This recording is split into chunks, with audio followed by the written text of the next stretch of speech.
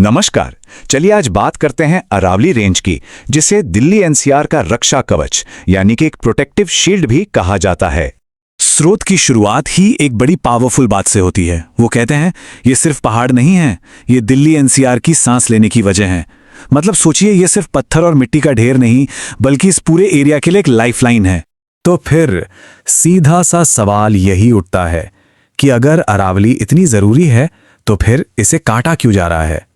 इसी सवाल का जवाब आज हम इस विश्लेषण में ढूंढने की कोशिश करेंगे। तो सबसे पहले थोड़ा बेसिक समझ लेते हैं कि अरावली रेंज आखिर है क्या। ये ना दुनिया की सबसे पुरानी माउंटेन रेंजेस में से एक है। राजस्थान से शुरू होती है और हरियाणा और दिल्ली एनसीआर तक फैली हुई है। तो चलिए अब इस सवाल के अहम हिस्से पर आते हैं। सोर्सेस के मुताबिक 5 ऐसी ठोस वजह हैं जो बताती हैं कि अरावली को क्यों नहीं काटना चाहिए। तो ये 5 बड़ी वजह हैं। पहला, एयर पोल्यूशन कंट्रोल। दूसरा, ग्राउंड वाटर रिचार्ज। फिर है क्लाइमेट बैलेंस, वाइल्ड लाइफ और बायोडाइवर्सिटी का बचाव, और आखिर में नेचुरल डिजास्टर्स से सुरक्षा। चलिए एक एक करके सबको आराम से समझते हैं। सबसे पहला और शायद सबसे जरूरी पॉइंट है एयर पोल्यूशन कंट्रोल। देखिए, अरावली एक नेचुरल वॉल, एक प्राकृतिक दीवार की तरह काम करती है। यहां अंतर बिल्कुल साफ दिख रहा है। एक तरफ जब अरावली है तो वो रेगिस्तान से आने वाली धूल भरी आंधियों को रोक लेती है और लोकल पोल्यूशन को भी ट्रैप कर लेती है। लेकिन अगर ये दीवार ना हो तो सोचिए, वही पोल्यूशन और धूल बिना किसी रोक टोक के सीधे दिल्ली एनसीआर के शहरों में घुस जाएगी। अब दूसरा पॉइंट, अरावली सिर्फ हवा के लिए ही नहीं, पानी के लिए भी उतनी ही इंपॉर्टेंट है। ये पहाड़ियां एक तरह से एक बहुत बड़े स्पंज की तरह काम करती हैं। बारिश के पानी को सोख लेती हैं और जमीन के नीचे पानी को यानी ग्राउंड वाटर को रिचार्ज करती हैं। तो इसका नतीजा बिल्कुल सीधा है। जब तक अरावली है, ग्राउंड वाटर का लेवल आराम से अपने आप मेंटेन होता रहता है। इसके बिना एक ऐसा इलाका जो पहले से ही पानी की इतनी बड़ी समस्या से जूझ रहा है, वो और भी बड़े संकट में फंस जाएगा। तीसरा अहम काम है क्लाइमेट बैलेंस। अरावली का जो पूरा फॉरेस्ट कवर है ना, वो इस पूरे रीजन के टेम्परेचर को रेगुलेट करने में मदद करता है। इसे नेचर का एयर कंडीशनर भी कहा जा सकता है। इसके होने से क्या होता है, मौसम आमतौर पर संतुलित रहता है और एक नेचुरल ठंडक बनी रहती है। लेकिन अगर ये जंगल कट गए तो सोचिए, शहरों में गर्मी की लहरें, जिससे हम हीट वेव्स कहते हैं, वो और भी तेजी से बढ़ेंगी। यहां रहना और भी ज्यादा मुश्किल हो जाएगा। अब चौथा पॉइंट, ये हमें याद दिलाता है कि ये पहाड़ सिर्फ इंसानों के लिए जरूरी नहीं है। अरावली एक बहुत ही रिच इकोसिस्टम यानी पारिस्थितिकी तंत्र का घर है।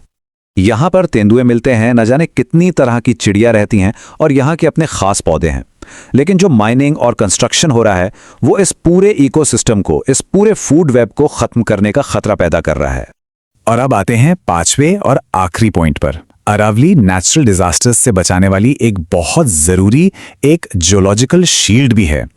अगर ये कट गई तो सोचिए, अचानक आने वाली बाढ़ यानी फ्लैश फ्लड्स, मिट्टी का कटाव जिसे सॉइल इरोजन कहते हैं, और रेगिस्तान का फैलना, ये सारे खतरे कई गुना बढ़ जाते हैं। तो इन 5 वजहों को समझने के बाद सोर्सेस सरकार से 5 सीधे और बहुत जरूरी सवाल पूछते हैं। पहला सवाल, अगर अरावली एक प्रोटेक्टेड जोन है तो फिर यहां माइनिंग और कंस्ट्रक्शन की परमिशन दी ही क्यों जा रही है?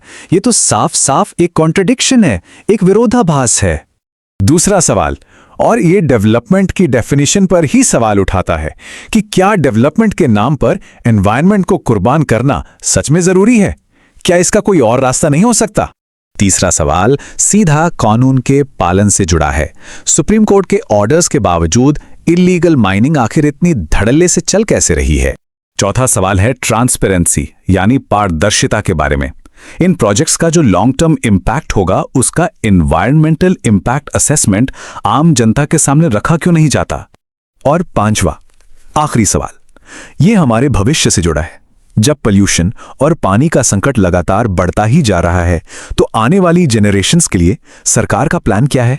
देखिए, ये सवाल सिर्फ सरकार से नहीं है, बल्कि ये हम सबको सोचने पर मजबूर करते हैं कि आखिर आगे का रास्ता है क्या। और सोर्स मटेरियल हमें इसी एक सोच के साथ छोड़ जाता है कि हाँ, डेवलपमेंट तो हम सब चाहते हैं, लेकिन बिना नेचर के उस डेवलपमेंट का मतलब ही क्या है?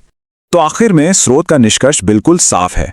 अरावली को बचाना सिर्फ एक एनवायरमेंटल इशू नहीं है, ये हमारी हेल्थ, हमारे पानी और हम सबके कलेक्टिव फ्यूचर का सवाल है। आवाज उठाना, सवाल पूछना और इस जानकारी को और लोगों तक पहुंचाना, यह सब जरूरी है।